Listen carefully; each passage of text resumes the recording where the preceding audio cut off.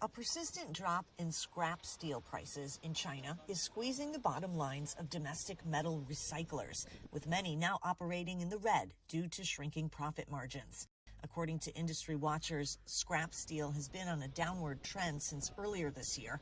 By mid-September, its average price had fallen to around $300 per ton, a decrease of roughly 20% from the same period last year.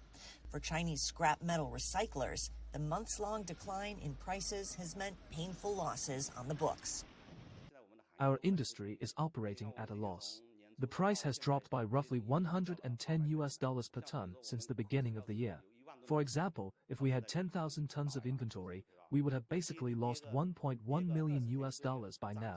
Prices would drop for 20 or 30 days non-stop, but when they rise, it's only for 2 to 4 days. Even if we have the opportunity to sell, we barely have the time to do so.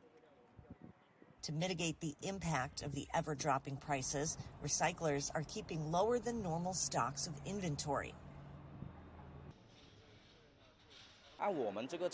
Under normal circumstances, we have a monthly inventory of around 4,000 to 6,000 tons, but we now keep it below 3,000 tons.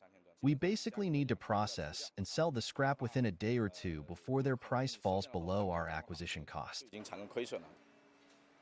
Scrap steel is a vital raw material for steel making, with scrap-based production considered both economically and environmentally friendly due to reduced operational costs and carbon emissions.